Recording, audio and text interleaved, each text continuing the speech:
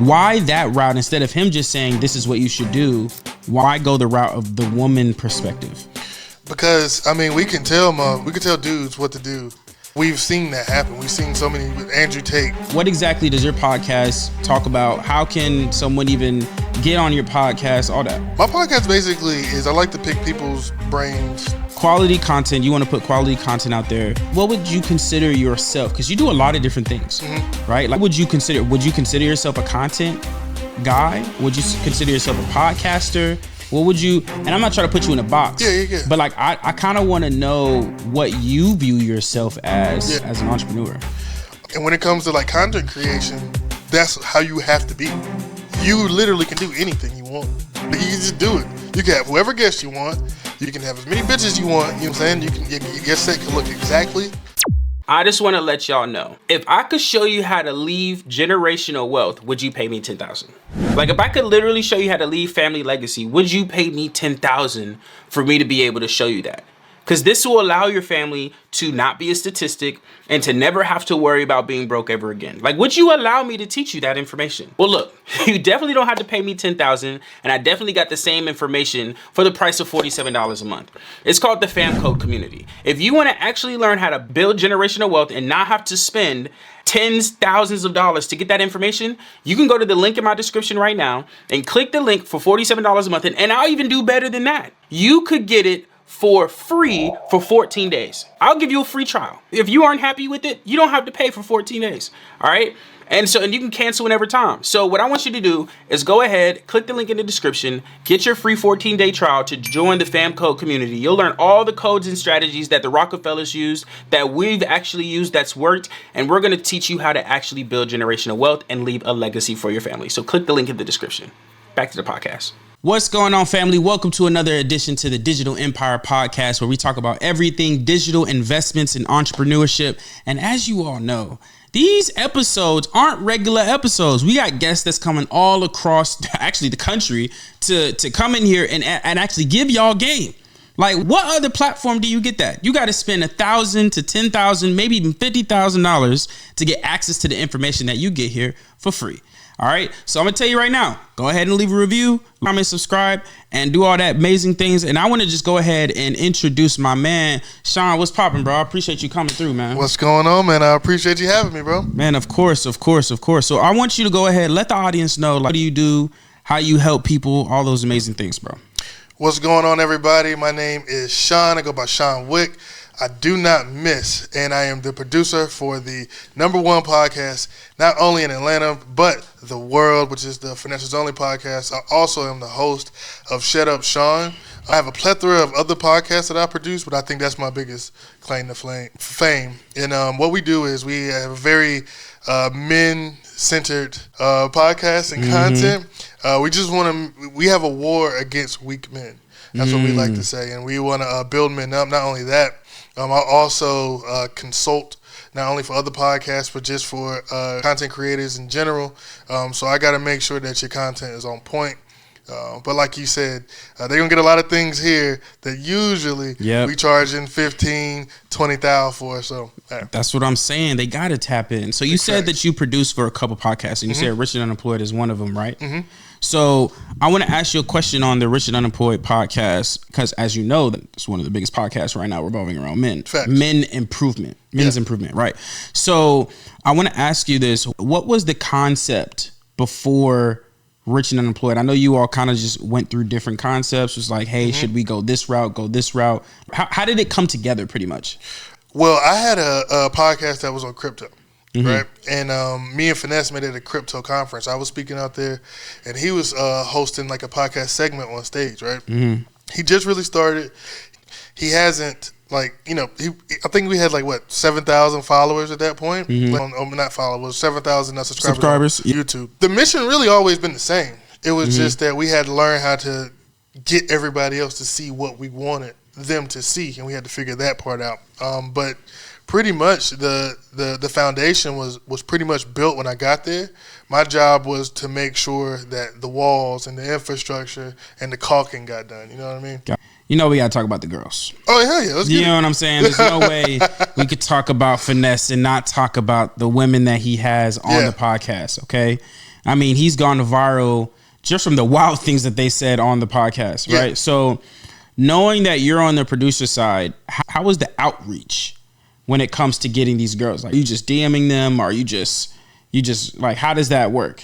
Well, luckily, what's made it very easy for me was he kind of already had that reputation before podcasting, so he was cool with a lot of women who actually went on to do great things, so it was easy for them to get up there.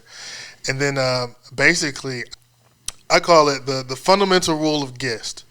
If I can get you on my podcast, I can get every single person you're associated with.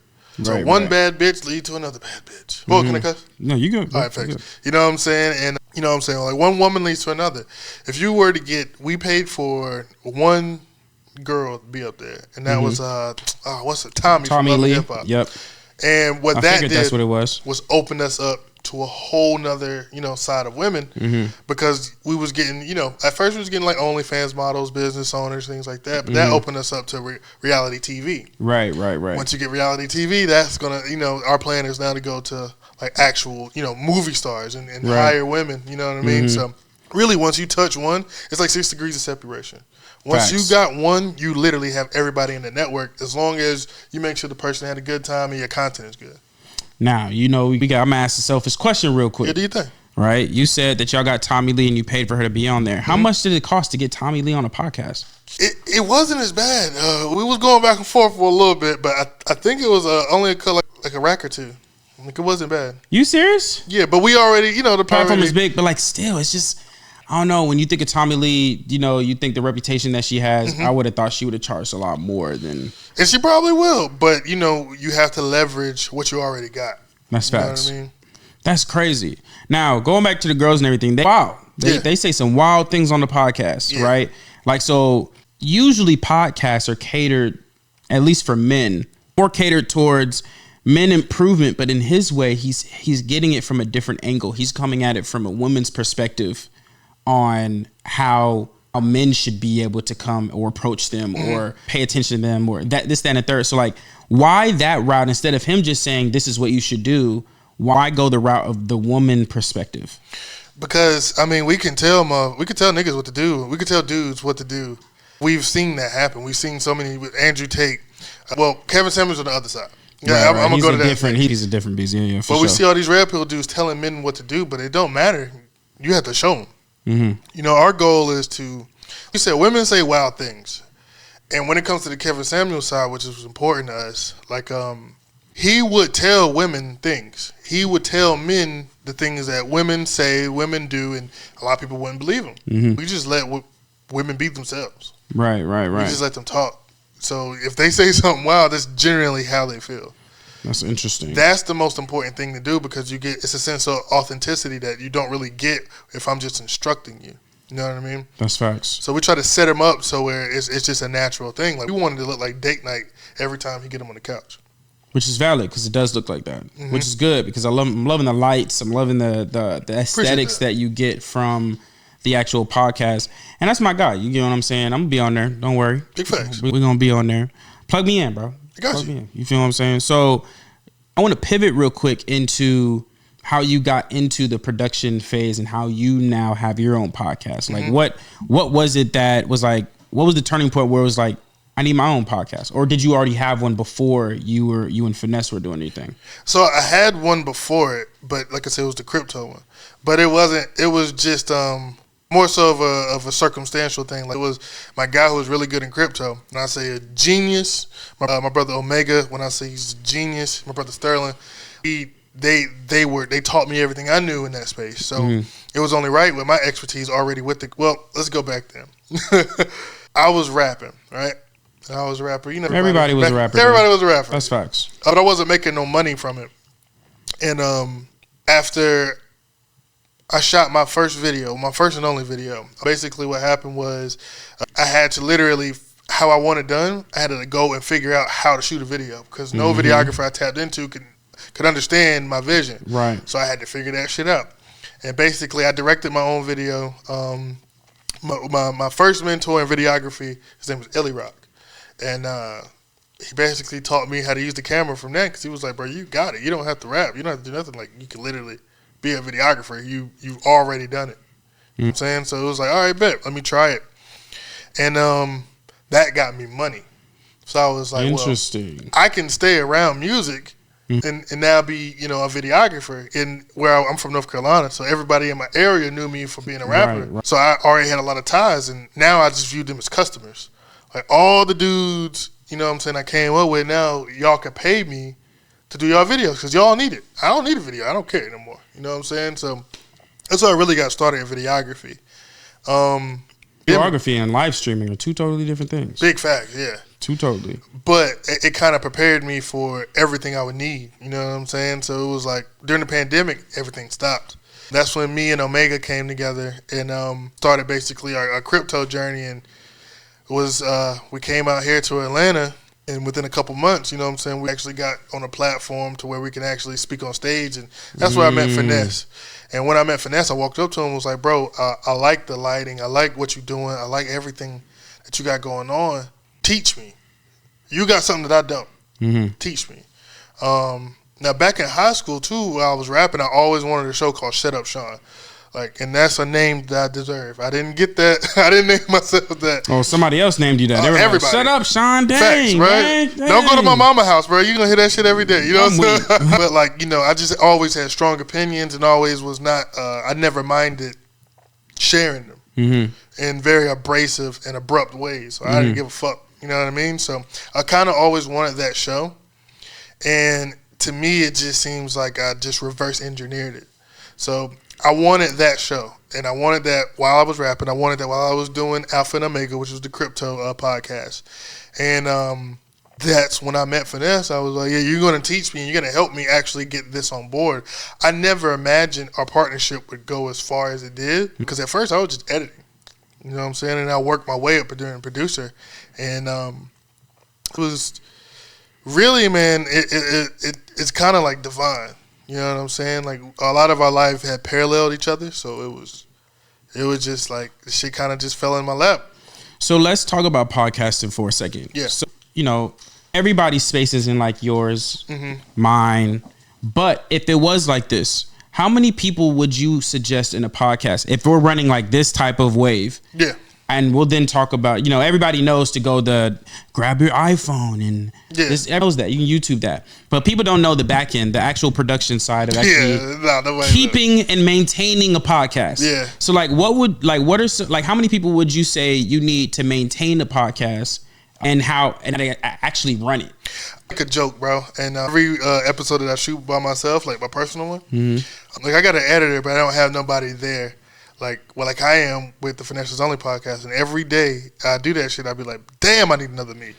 I need a me for this shit. Every time, man. Every time. Like, I definitely need I'm literally, what is it? I'm teaching at a high school. Yeah. Right? Like, that's predominantly for this. And I'm actively, like, looking for somebody that I can intern to come here. Like, I'm very good friends with the teacher. Yeah. So she was like, and I had her come in, I believe I had her in for a podcast. I think I did. Or I just had her come in. Actually, it wasn't. It was we had Best Fest. Okay. She was helping us out in Best Fest for the podcast. Yeah. She was like, well, if you need people, I can bring my people in. And she did that for the Invest Fest. We were like, I need people here. Yeah, facts. Because that shit cool. And like, I'm sure that shit changed your Invest Fest experience. Man. But where is that every day? Exactly. So I definitely can relate. Facts. And you know, it's especially me being on both sides of it, from the production side and then having to be in front of the camera and having to do my own production. You need at least 3 people. You need somebody that's there that is getting the camera straight, making sure everything is. The biggest problem I run into is sometimes I hate autofocus. I hate it to death. So sometimes I'm out of focus a little bit. Because you're doing the manual. Because I'm doing it manually. And the hack I did was, flip the autofocus on and then turn it off. Yeah. But, see, I don't have another person that can do it while I'm sitting there. A lot of time the guest is there, so it's like. So you do it for them, but it's very difficult to do it for yourself. Yeah. And a lot of times I'll do it, and I'll be like, hey, can you sit in that chair for me? And I'll do it, but I can only get a guesstimation. Yeah, you can't really get the full. You can't duplicate yourself. Exactly, because they're not me. You know what I'm saying? Body type's different, height's different, everything like that. So I think you need 3 people, essentially. You need an editor. And you need an actual on-set production person. You know what I'm saying? You can now, Finesse lucked up. He found me that already knew how to edit for music videos, and I knew production because I was shooting music videos. Right. Which is one of the, I think that's one of the only forms of videography that you have to really get good audio and visual presentation. All at the same time. At the same time, on a high level. Right. Every time, and it has to be different. And if it's not, you can tell. Exactly. It's not like videography where you move around and can finesse with the edit, with the transition or something. You're not transitioning here. So if people can see that it's out of focus. Yeah, exactly. You know what I'm saying? So it's like you really have to be on your shit. So I say 3 people to answer the question plainly. Yeah. Hopefully you should try to find that those 2 people should be the same person though. You'll save a lot of money. Really? So find one person that can be a production and editor? You'll save a lot of money. Interesting. Yeah. So I hired an editor in out of the country. On Fiverr? Yeah, not even on Fiverr. On we have 2 full-time video editors. We have one designated for short form content and one designated for long form content. Got you. Right? So the only people we missing is just a production assistant. Yeah. You said that you needed a production assistant and editor, and who was the other person? The camera? Yeah, camera guy. But I would hopefully make those the same. Yeah, I would make the production assistant at least be the same camera. Yeah. At least in my situation, I don't need somebody just here. Yeah. You know what I'm saying? When they could just go back and forth. You know what I'm saying? We not far away. It's not like you're in a newscast room and you gotta have somebody there and in the back. It's totally different. Yeah, you know what I'm saying? Because a lot of stuff now, especially you got the ATEM, we could do a lot in post. You know what I'm saying? That's why I was asking, did you record on that? Because then you can have all 3. Yeah. I did it that way where you could have, just the audio, then just the video, or the video, then just the audio, then anything else. But for us, what we did is we put it all together and then we can separate the audio and video. Yeah, exactly. It just makes it a lot easier than having to do one or the other. Facts. You know what I'm saying? But no, your shit is efficient, bro. That's why I said. That's why, and that's a different nice setup is cool, but efficient setup is like the biggest flex because it's no wasted space. I want that shit. Right there. One? That fucking power bank right there, bro. That's how you know a nigga's a real producer. Because I'm looking at that shit like, God damn. Because I can plug in everything right there. You get what I'm saying? Like everything, and then you just plug in whatever that you need, and then it's not messy. That's the thing. I used to have it where it was super messy. Yeah, that with all the cords. That's why I had to tape that thing down, man. Yeah. It was crazy how. Pause. Right, you got to chill on that. No, that's all good, but that's facts. Yeah. But the key thing here is that it's like you said, efficiency. Yeah. You know what I'm saying? So tell them about your podcast. Like what exactly does your podcast talk about? How can someone even get on your podcast? All that. My podcast basically is I like to pick people's brains and all right, shut up, Sean. Because I view Finishers Only Club and Rich Unemployed as my podcast too now. You have to look at it that way. Oh, so you're saying both of them are yours? I have to treat it that way. Gotcha. If I don't treat Rich and Unemployed like it's mine, then he's not gonna get the quality that he needs out of me. 1,000%. So the Shut Up Sean podcast then. Got you. Shut Up Sean basically is I like solutions. And I feel like the biggest way to get the solutions is having hard and thought-provoking conversations. So I like to pick people's brains, and I might ask some taboo questions, or I really want to shock and stun you so I can get the real perspective and not no political bullshit. You know what I'm saying? So that's my goal. To get on the show, basically just hit me up. If I like your content and you look interesting, I'll put you out there. I'm not really, I literally just got 10K like 3 days ago. 10K followers on Instagram. For real? Yeah, like 3 days ago, bro. So how long has it been since you've had it up? That's my only Instagram account I ever had. But I didn't care about followers for a long time. I just started maybe like a year ago. And I was getting 20 to 30 every day, but one of my videos just went viral. So. 20 to 30 views? Yeah. Not views, new followers. Oh, yeah, 20 to 30 new followers. Yeah. What's crazy is the virality aspect of social media has gotten so much easier. Yeah. You know how crazy hard it was to go viral on YouTube back in the day when it first got started? Yeah. It was so... Actually, when it first got started, it was easy. But now try to go viral on YouTube is very difficult. Yeah. But going viral on TikTok or Instagram is so much easier to gain a community. Oh, yeah. You good. Okay, cool, yeah. To make sure I'm on there. Cool. All right, so it's so much easier to go viral on Instagram and TikTok. It's on a whole nother level on it. First time I went viral was in May, right?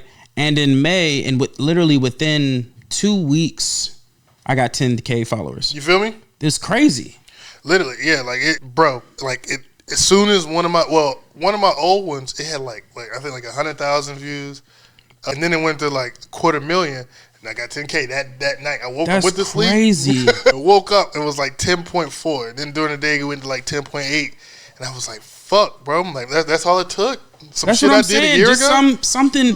That's what I'm saying. Like nowadays, I go viral probably not as often as I used to. I used to go viral like at least 2 or 3 times a week. Yeah. Now I go viral maybe once a month or maybe bi-weekly, something around there. As long as I'm consistently posting. Do you get what I'm saying? Yeah, 3 times a day. That's the key.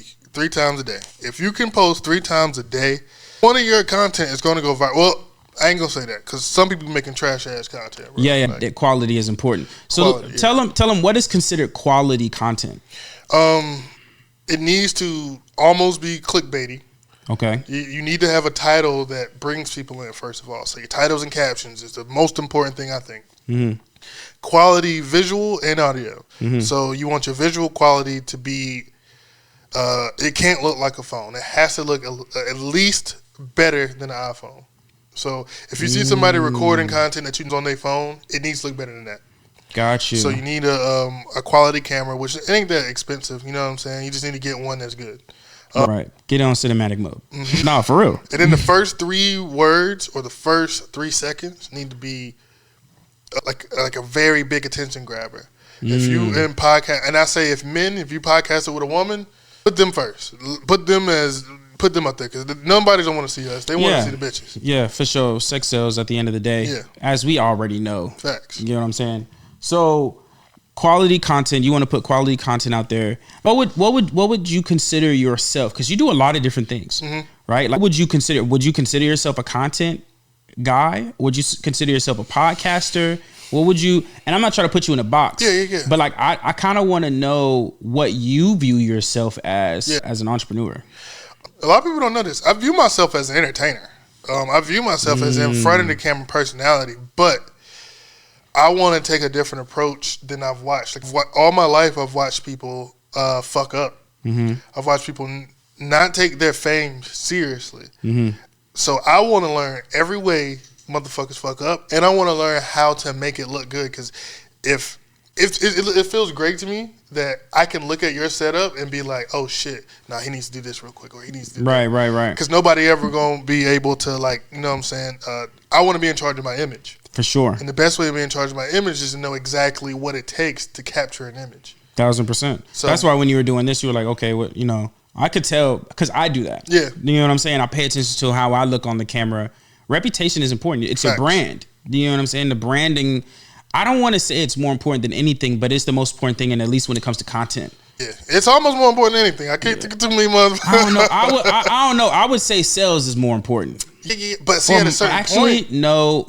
You may be right. Branding, I would say branding and marketing is because that's what brings in the sales. The sales, at a certain point, you don't got to sell no more. Right. Alex Hormozy don't have to sell anymore. Nah. But he didn't need to sell anyway, you know, at a private equity before. Yeah, but like, if he were to just not have anything, he still wouldn't have to do anything. Like, he gets 300 and 400 booked appointments a day.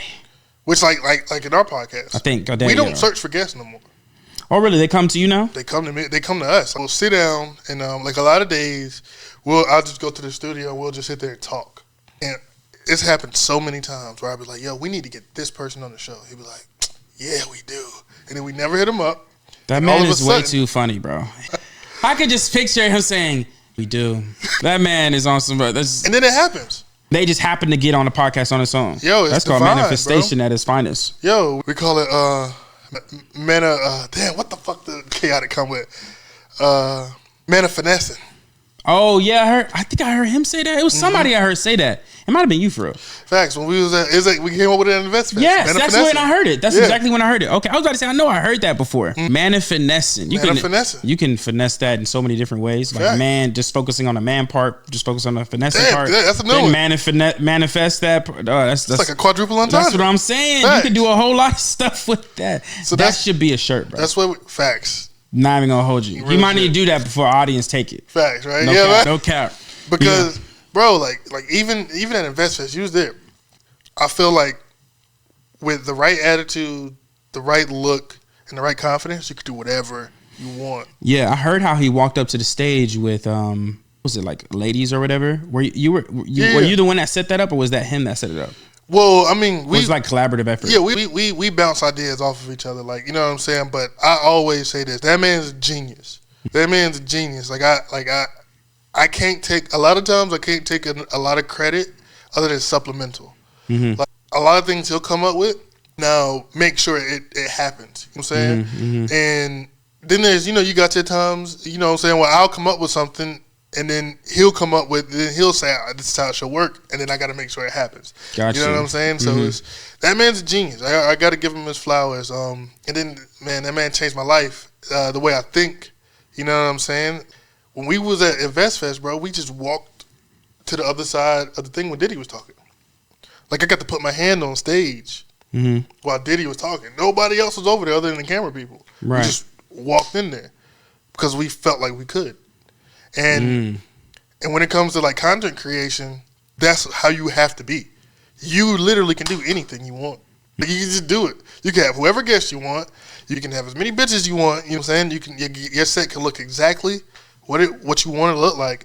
Now, are you gonna get it without doing some work? Hell, probably no. No, you definitely got to put in that work. You got to put in the work. You know what I'm saying? But it's always less work than you think. No, I want to know more about how. And I know it has a lot to do with the platform that you all have created at Rich and Unemployed, even your platform as well, because I'm knowing that you have that opportunity, or you've created that opportunity at Rich and Unemployed with them, that is also carried to your podcast. Mm-hmm. You mentioned that you all don't have to look for guests anymore, right? So I'm sorry to interrupt you while you're watching this amazing podcast, but I just want to ask you a question. All right, let me ask you this. If I could show you how to build a trust, build life insurance policies, build a family business, all within 90 days, would you want to learn? 90 days or less. If you could learn how to protect your assets, pass it on to your children, or pass it on to whoever you want to pass it to, would you want to learn? Great, I thought so. So what I did is I actually ended up dropping a free training down below. You can actually learn absolutely free. Watch the free training. This will teach you everything about how we created a trust, a family trust, an international trust, all these types of trusts that exist. If you want to learn that information, if you want to learn how to establish family bank, if you want to learn how to properly establish an LLC, all of that is actually in the description below, and it's absolutely free. Okay, so I want you to go ahead, hit that actual button below, learn that, get that, and I will see you in the free training. Peace. Back to the episode. How does somebody become a guest on his pack or your podcast? Oh, well, for mine, basically, all you got to do is hit me up, and if I think you're interested, I'm gonna put you up there. I don't really care about the following and things like that. If you got something to say, and if you can add to the greater conversation, and I think you can get me some good reels. Yeah, that's the whole reason nowadays. Let's just be honest. You get a nice clip when they say some wild stuff. You love that shit. You could just put it. And I heard Finesse say this, and I say this all the time, and this is how I knew that him and I were in alignment when it came to content when I first met him, is I was filming a podcast. We were filming podcasts at InvestFest. We had the Bridgerton style booth, right? Yeah. And we had somebody say something that was crazy. And I said, oh yeah, that's a clip. Yep. Oh, every time you could just know. I think we got one. I don't know what it is. It's like a feeling when you know that that's going to get views. You know what I'm saying? Like, that's the perfect clip right there. And you have to be able to do that. If you can't do that, you're not in the right. Exactly. That's literally what it is. And so what I'll do is I'll intentionally ask questions to see if that will bring, like, if that moment will pop up. You get what I'm saying? And that turns into a skill. That's what we do. That's what I think our best thing is, that we literally can provoke a person into telling us their deepest, darkest, craziest secrets. Like, I had a lady, I just shot yesterday. I had a girl, she told me she was a professional celebrity ass eater. Wait, professional? That's what, I literally said the same thing. Wait a minute. Yes. Bro. It just hit me. Hold on. Wait till I put the reel out. Wait a minute. Can't even process. Like, how are you a professional? And then why? I guess you get paid. Why that specifically? Wait, you get paid for stuff like that? Yeah, she get paid for going to celebrities and eating their ass. I guess they fucking too. But real shit, you would be surprised, man. I'm not surprised. Hold up. That goes to prove that there is a profession for everything. What? There's a profession. There is a service. Crazy for everything, bro. Yeah, she put a lot of niggas out there. She said she ate. She got Bobby V tatted on her right there. She ate Bobby V's ass. She's a big customer of hers, and it's literally about to come out. So I don't mind sharing on this show. Fuck them. Not fuck those guys. Fuck their opinion on how they feel about the shit. Right. They do. That's crazy. But that's a clip, by the way. Yeah. But Chingy said she ate Chingy ass. That is crazy. A couple other dudes, yeah. That's crazy. I'm definitely watching that episode whenever that thing come out. Oh yeah, that's coming out. We shot that shit yesterday. I said, look, that's crazy. That needs to get out ASAP. Right? That needs to get out. That's crazy. That's like the fact that there is a service. It's not even the fact, because we all know that, you know, there are women that do that. Yeah. And there are men that do that. Let's be honest. That eat that. To women. Oh yeah, facts. So probably in the celebrity realm, a lot of male ass professionals. Yeah, that's what I'm saying. So like, pause. My bad. I couldn't even continue the conversation. That was wild. Facts. Hold up. You might need to pray about that moment for me. Yeah, we need to pray for them niggas eating all this ass out there, bro. That's crazy. I don't trust. Living in Atlanta, and it's, you know, there's nothing wrong with, you know, homosexuals or whatever, you know, anybody wants to be called for their sexual orientation. But it's more of that than where I came from. It's more of that shit. Oh, yeah, for sure. Yeah, absolutely. Yeah, man, I've had the craziest stories. I remember going to Piedmont Park one time, and I wasn't aware that it was Pride Weekend or Pride Month or whatever it was. Do you get what I'm saying? Yeah. And I walked in, I was like, I think I was in high school. It was the first time I ever experienced it. You know, you're old enough now that you're aware. Yeah. You know what I'm saying? So I was in high school. I walked out there. I was like, what's up with all these... Why these men's shirts all the way up here? They end right here, and then you got booty shorts on. I saw a man in heels. Yeah, I was like, this is not. I just went to go on a walk. That's all I wanted to do. You see what I'm saying? I just wanted to hang out with the girl that I was with, and then I'm out here feeling uncomfortable. You have one of those with you. Man, what? Man, what? I already peeped, and she peeped before I peeped. She was like, yeah, that man was looking at you. Yeah, nah. I was like, nah, buddy. That ain't no way. Yeah, nah. But I mean, ain't nothing wrong with that, man. Look, this is, never mind. But like, I get in trouble when I start talking about this type of shit. But it's all good. Look, we here, we for it. It's here to just get as much out of you as possible. But I actually want to talk about, you mentioned something about like the dark side of things. And I want to kind of like talk about the dark side on your end of entrepreneurship, where you're at. I'm going to ask two questions. First question is, like, what's the least favorite thing that you like least favorite thing that you do as an entrepreneur? Or what's the least thing about entrepreneurship you don't like? Like, what are some of the things you don't like about the generalized entrepreneurship in your opinion? It's harder work than having a job. 1000%. Because, I mean, when I had a job, bro, I'd excel at jobs and corporate structure. I'll excel, and I feel like I'm never doing what I'm supposed to do. I'm not doing shit. You know what I'm saying? Like, I worked at T-Mobile for 5 years. I sold an 80-line business account because I was fucking with a bitch that worked at a lawyer office. She was a paralegal. So, you know, that's the really only reason I got that big-ass line. That moved me to Raleigh, which is like a bigger city in North Carolina. Right. Shit. I'm talking like niggas don't know the map. My bad. It's all good. People, they might not know. Facts. I know. So it's all good. Which is like a bigger city in Raleigh, guys. But like even like moving up and excelling in the regular world was so easy for me that it bothers me sometimes how hard and how accountable I have to be for my shit. You know what I'm saying? Because even like I said, I treat Finessers Only. Well, I keep saying that. I treat Rich and Unemployed like it's my podcast. You know what I'm saying? When shit isn't right, I notice it, and I feel like I'm fucking up, even if it's not my fuck up, because that's my work. Right. You know what I'm saying? Like when motherfuckers go on YouTube and they click something, they looking at my work. Yeah, at the end of the day. Yeah.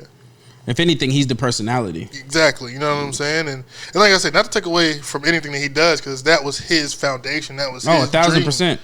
But I have to look at it like this is my shit.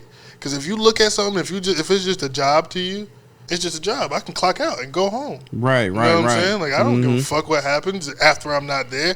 But, like, it's times, bro, I'll literally get out of bed at night and go over there just to make sure the cameras is set up. correctly. When I don't need to be there for that. Wait, so this is at a separate location. This isn't at like anybody's crib. No, we had a whole studio for that. Got you. So we got like a big ass loft, and we just turned it into multiple studio sets. Got you. That's why I asked, because it looked like it was a crib. So, but it's in a loft. That's why it looks like it's a crib. Yep. That's why I was like, wait, so this isn't like, I don't know why I thought that, but like that makes sense. That makes total sense. Okay, so you'll go over there, see what's up, make sure everything. I'm taking the day or the couple hours before, or even if like he don't even if everything is already set up from the last time that I was there, I'll still go and make sure. You know what I'm saying? Because at the end of the day, bro, that's my baby. You know what I'm saying? Sense. What about a network, man? Yeah. What about a network of podcasts? Have y'all thought about that? Yeah, that's the plan. To create a network of other podcasters like outside of Rich and Unemployed. Interesting. That's the plan. That's why we already got 5 shows right now. So because in total, So like, is that all in Rich and Unemployed, or are those 5 totally separate shows? Like, I could look up Late Night on podcast app and see.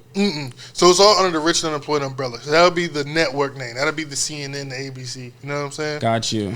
And then Rich and Unemployed, the podcast, is where we do the when it's at the table. Where it's like entrepreneurs come in and Gotcha. Right. And then you got Rich and Unemployed Uncut, Live, Paperwork Party, Late Night Special.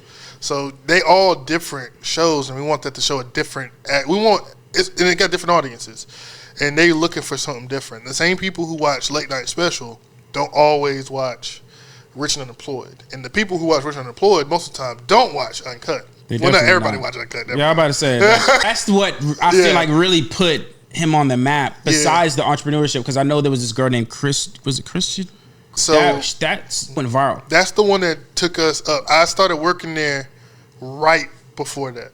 Yeah, because we all met at the same crypto conference. Yeah. Oh, even her too? Yeah. So she was speaking on stage that day too. Got you. Yeah, she was like, wait a minute. I remember that was what made me pay attention to his podcast. Yeah, not facts. You know what I'm saying? I think I was already following him, but I was only following him for him, not for his podcast. Yeah.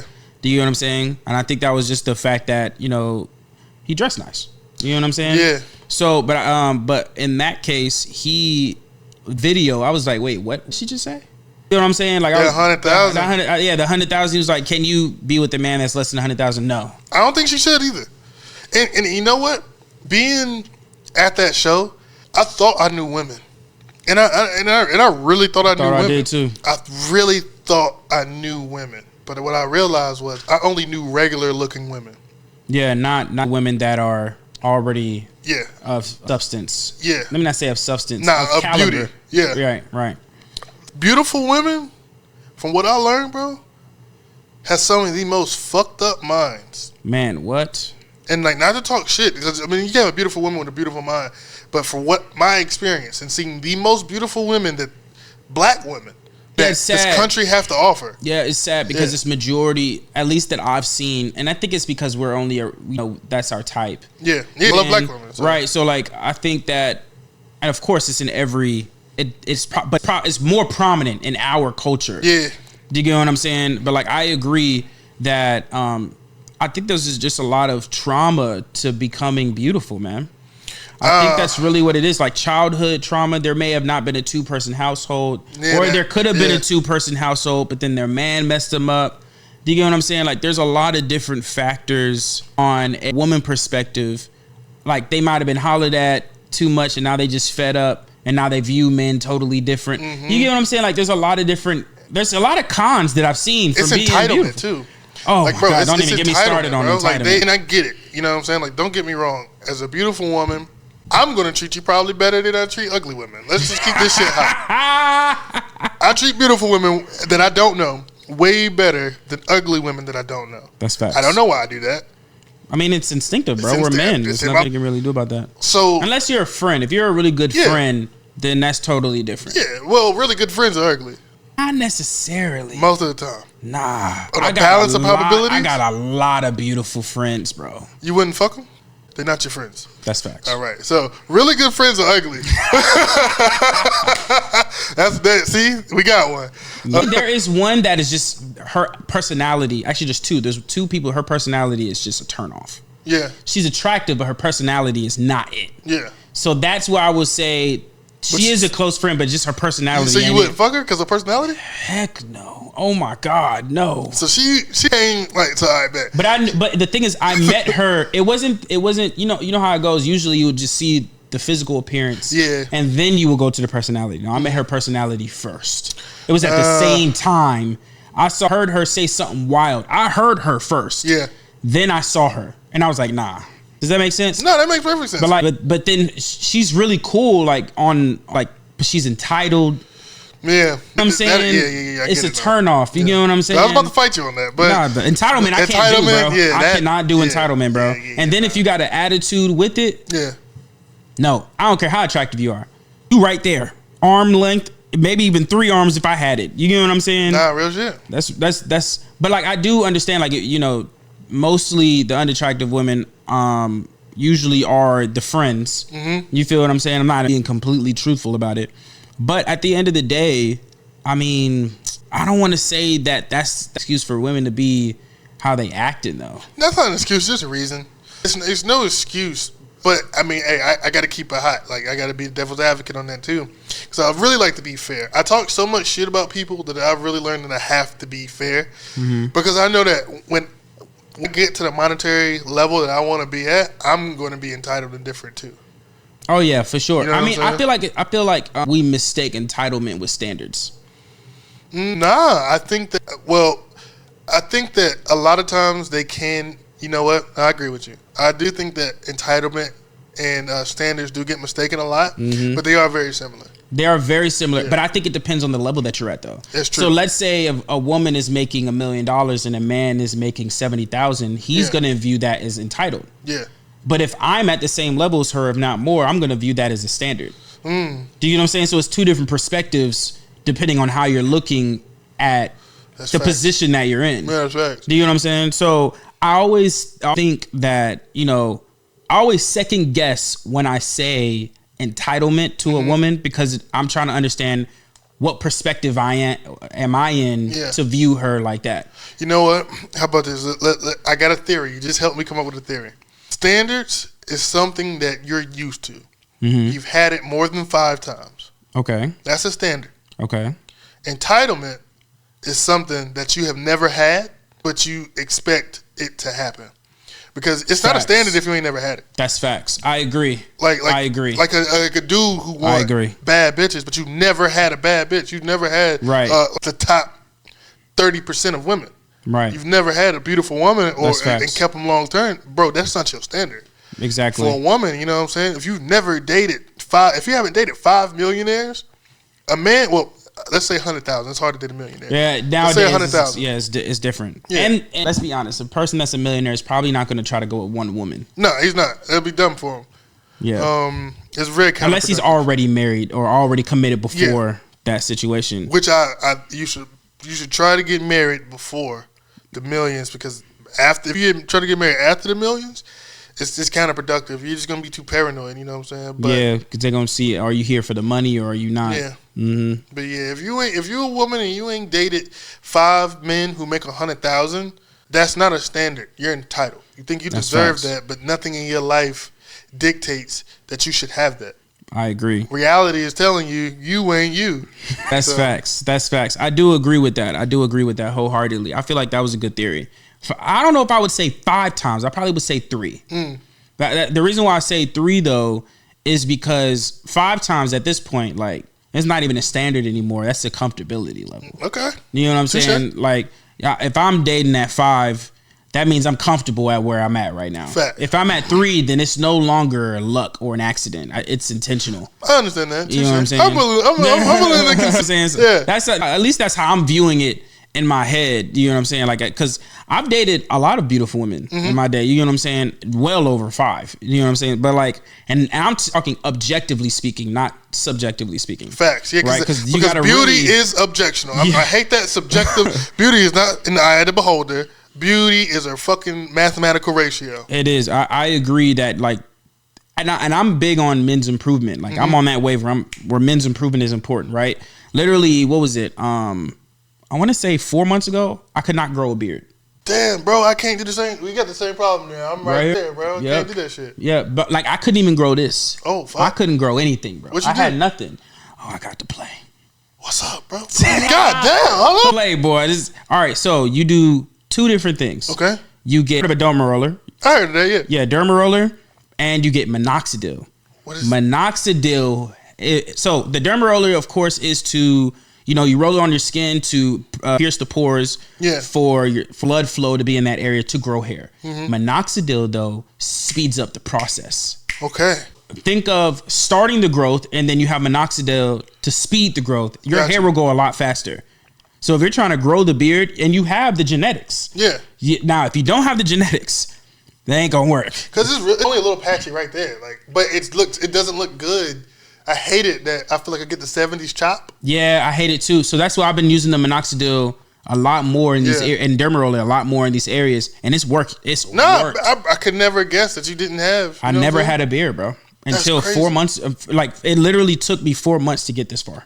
That's wild. It actually took me 90 days, but I always cut it a little bit and then grow it back to make sure it's even and stuff like that because I do the process. But like, bro, literally my whole life until now, I could not grow a beard, bro. So but that's a part of the men's improvement that I'm saying, because I know with ratio that women like men with stubble beards. Yeah, facts. You get what I'm saying? Most women like men that are in shape, so I'm working on getting in shape. Got to, yeah. Like it's not subjective. Women like look at the women that they're liking. Do you get what I'm saying on Instagram? You feel what I'm saying? Like they're not liking just for their health. It all looks the same. They like the doll line, the beard, the even the eyebrows. If your eyebrows are not bushy enough, that looks dark. It looks unhealthy. Right. You know Most of the things that we are attracted to is for a matter of health. Like women think we like fat asses. And you know what I'm saying? But it's not that we like fat asses. It's a fat ass is a result of wide birthing hips. Exactly. Therefore, we like fat asses. I never thought of it that way. That actually is valid. Bro, I never thought of it that way. It's so much shit, bro. I never thought of it that way. Like lip makeup. Literally. Women's makeup. Other than the contouring thing, I don't know. I think that comes from gay dudes. Because women look like the product of what gay men dress them as. Because most gay men are makeup stylists and fucking hairstylists, right? That's I wouldn't say that because women have been doing the makeup stuff before that. No, I agree. But everything in women's makeup, before that, because contouring, when we was growing up, we didn't see these harsh jawlines. It was rouge. Yeah, you know what I'm saying? It was like the red, it was like the blush. The blush. That's what you call it, right? Right. And blush is literally because when a woman is excited, like sexually, right, her cheeks turn red. It's literally called blushing. Right. And their lips get more fuller. They turn red. So basically, they put on makeup to fool us subconsciously into thinking that they like us, which means that we treat them more favorably. Because earlier, remember, I treat a woman who I'm attracted to better than a woman I'm not. A big part of attraction for men is women who are attracted to them. That's so interesting that you say that. I never knew, and it may be innate, like it's instinctive. Innate, you know what I'm saying? Yeah. It may be something that we like to see, but like the root of the reason why men innately like all of that, like the blushing, the like everything, man, is just based on you telling our brains that you ready to have sex with us. And you don't. You know what I'm saying? It's not that they want to or anything like that, but that's the point. When you wear heels, it's literally a level of attraction to push the hips up. You know what I'm saying? Oh, I didn't know that. And when they push on the some hips scientific up, stuff. This is real shit. Oh, wow. And when they push their hips up and pivot their hips forward, it's basically showing us, hey, you can get some pussy. But they don't mean that, but that's what our brains is thinking when we see women in makeup, in heels, in bras, push their titties up, because everything for attraction is about looking healthy enough for us to have babies with in our brain. That's what we're attracted to. So a lot of the things that women are doing today, I personally believe, ain't for men. You know what I'm saying? Like, what do you mean? Give me an example. Like getting their body done and all that other shit. Because, oh no, that's for women. Because if it's out of proportion. Let me retract that statement. Okay. As you said, men like certain features on women, and we hype those features up. So as men, we hype the features up. Would you say hype them up or we give them better results? What do you mean give them better results? The women who have those features get better provision from men. I would say before BBLs was popping, we still hyped them up. Okay, touche. I'm listening. You know what I'm saying? So like before BBLs was like a huge topic, men already were prone to like certain features on women, right? So I think because we hyped those features up so much, I think is why BBLs became such a mainstream, not saying that they didn't exist, but such a mainstream thing now and a regular thing to do because men naturally enjoy looking at it. I disagree. Really now? I think Nicki Minaj and Lil' Kim specifically those two are the reason why women do enhance themselves more specifically. I would say they played a role, but I think it also originally... I'm gonna say it played a role, but the reason why they said yes to Nicki Minaj and Lil' Kim is because we hyped Nicki Minaj and Lil' Kim up. What men? I don't think men hyped did. Nicki, bro. Men loved Nicki. At first, we did. Come on now. I think no, but I don't think it's a hyping up thing because it would have been that then. But nobody had a BBL like they did. But Halle Berry. When I was growing up, Halle Berry was the finest woman in the world. Yes, she was. Women 1,000%. We hyped Halle Berry up. But guess what that did for women though? People wanted to get skinnier, like put soap to make themselves. So they would always do more to get to that complexion. It's the same thing with the BBL. But we always liked fat asses, while we liked Halle Berry.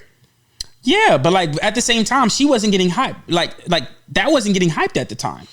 Halle Berry was getting hyped at the time. So women will always do what men are hyping. That's what I'm saying. Nah, I don't want to disagree because I can't say that it's not true. But I don't think it's that women do what men are hyping. I think women want results. And when I say results, that means that they want the best outcome for them. They want to. I agree. So I agree. If whatever they think is going to get the best outcome for them, they're going to start doing. Then they attribute the wrong parts of the best outcome though. Because now that's not getting like small enhancements and shit. You're getting unproportioned. And no men like proportion. Don't. Yeah, we do not like unproportioned. So I will say this, right? To a part that I think I agree to your part. I think it's at the end of it though. So I think it's like a phase, right? You know what? I see where you're going. I think it's like you hype things.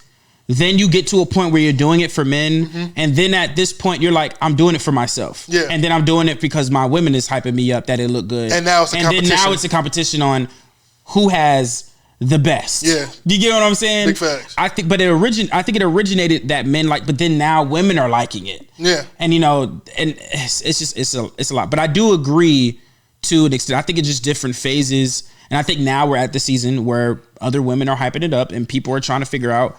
I mean, think about how many extremely unproportional now at this point. I don't have to think. I see it. I see it all the time. We live in Atlanta, bro. Yeah, it's crazy out here. But man, I want to go ahead and let the audience know, like, where can they find you? How can they tap in with you? Like, what can they do to really like understand what you do and get in touch with you on your podcast and on your journey, man? Facts. ShutUpSean _ is the Instagram. Literally on all my platforms, TikTok, Twitter, you can find me at ShutUpSean _ Go to the YouTube and subscribe. Also subscribe to Rich and Unemployed. Fampreneurs Only Club on Instagram, Rich and Unemployed everywhere else. We geared to really, like, there's no hate for anybody. All we do is talk about things, and we want the best solutions for everybody. That's my podcast. With Fampreneurs Only Club, we want a strong group of men. We are at war with weak men. Therefore, please come through. Women, you already know what y'all there for. Come watch Finesse do his thing. You know what I'm saying? We have the best content out there. If you're not watching, you fucking sleep. You know what I'm saying? I gotta get on Rich and Unemployed because I want to talk to them about my dating funnel, bro. A dating funnel? The fuck you mean? I gotta talk to you off this thing. I bet.